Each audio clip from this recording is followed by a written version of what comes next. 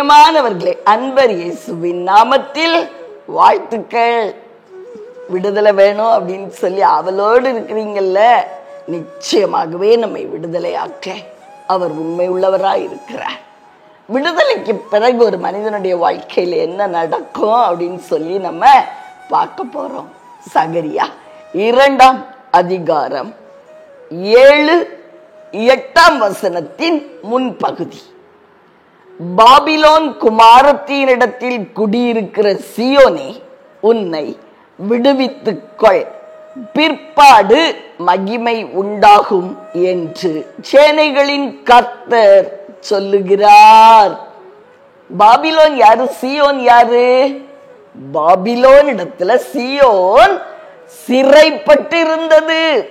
தேவனாகிய கர்த்தர் சொல்லுகிறார், பாபிலோன் இடத்துல சிறைப்பட்டிருக்கிற சியோன் குமாரத்தியே, முதலாவது உனக்கு தேவை விடுதலை. அதுக்கு பிறகு கர்த்தர் உன்னை மகிமைப்படுத்துவார். விடுதலை இல்லாம நிச்சயமா யாரும் மகிமைப்பட முடியாதுங்க.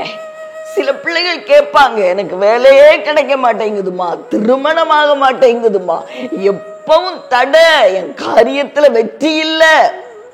நான் ஜெபித்து பார்க்கும் பொழுது தேவனாகிய கர்த்தர் எனக்கு காண்பிக்கிற காரியம் என்ன தெரியுமா? அவங்களுக்கு விடுதலை இல்லை. முதலாவது பாபிலோன்கிற அந்த பிசாசு, அது பிசாசின் தந்திரங்களை குறிக்குதுன்னு வைத்துக் கொள்வோம். அதிலிருந்து நாம் விடுதலையாக வேண்டும். அவனிடத்துல நாம் கட்டப்பட்டு இருக்கும் பொழுது, அவனால் நாம் கட்டப்பட்டு இருக்கும் பொழுது விடுதலை, மகிமையை நம்ம பார்க்க முடியாதுங்க, நிச்சயமா பார்க்க முடியாது.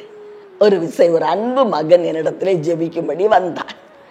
அவன் பயங்கரமான ஒரு பொசிஷன், அதை வாயினாலும் சொல்ல முடியாம என்கிட்ட லெட்டர்ல எழுதி கொடுத்தான். அம்மா, இதான் என்னுடைய நிலைமை, உங்ககிட்ட எப்படி சொல்லன்னு எனக்கு தெரியலம்மா, ஆனா நீங்க என் தாய்ங்கிறதுனால, ஆவிக்குரிய தாய் நீங்க, அதனால நான் உங்ககிட்ட எழுதி கொடுக்கிறேன் அப்படின்னு சொல்லி எல்லாவற்றையும் மிக தெளிவா எழுதியிருந்தான்.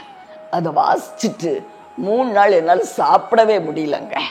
அவ்வளவு கொடூரமான காரியங்கள், பாவ கட்டுகள், வார்த்தையாலும் சொல்ல முடியாத பாவ கட்டுகள்.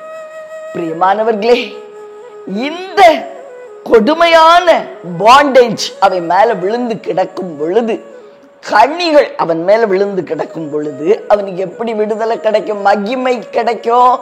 மகிமையான ஒரு காரியத்தை, திருமணத்தை, ஒரு வேலையை அவன் எப்படி செய்ய முடியும், பார்க்க முடியும் தன்னுடைய வாழ்க்கையில?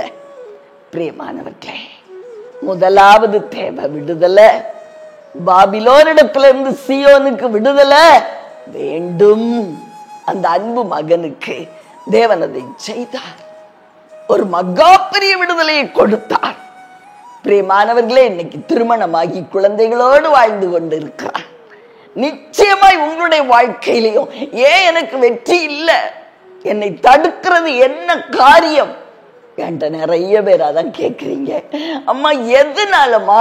ஓய் பிரியமானவர்களே, அந்த பாபிலோன், உங்களை சிறைப்படுத்தி வைத்திருக்கிற அந்த பாபிலோன் இடத்திலிருந்து தேவனாகிய கர்த்தர் உங்களை விடுதலை ஆக்குகிறார்.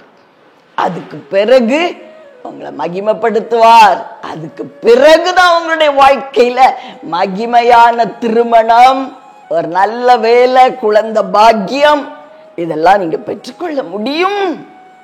நிச்சயமாய் நம்முடைய அப்பா அதை செய்கிறார்.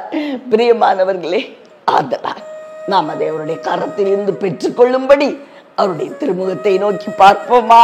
அன்பின் பரலோக தகப்பனே, அருமையான நல்ல இரட்சகா, ஆவியானவரே, அன்பான தெய்வமே, அப்பா, உம்முடைய பரிசுத்த பிரசன்னம் இந்த வேளையிலே என் பிள்ளைகளை தொடட்டும் அப்பா.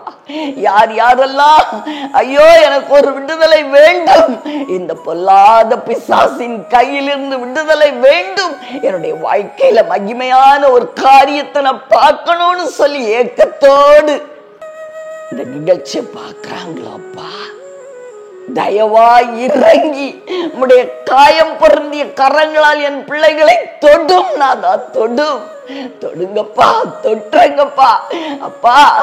உங்க விடுதலை அவர்களுடைய வாழ்வின் எங்கும் கடந்து வரட்டும். பாபிலோன் அப்படிங்கிற அந்த பொல்லாத பிசாசின் சங்கிலிகள் என் ஜனங்களுடைய வாழ்க்கையில நொறுங்கி விழட்டும் அப்பா, நொறுங்கி விழட்டும். மரண கட்டுகள், கண்ணிகள், போராட்டங்கள், தடையுண்டு பண்ணுகிற கிரியைகள் அப்பா, பின் அடைவுகளை கொடுக்கிற பொல்லாத பிசாசு, தோல்விகளை கொண்டு வருகிற பொல்லாங்கனுடைய கிரியைகள் அழிக்கப்படட்டும். நாதா, அழித்து போட இயேசுவின் நாமத்தில் ஐயா உம்முடைய கரத்திலே ஜனங்களை ஒப்புக் கொடுக்கிறேன்.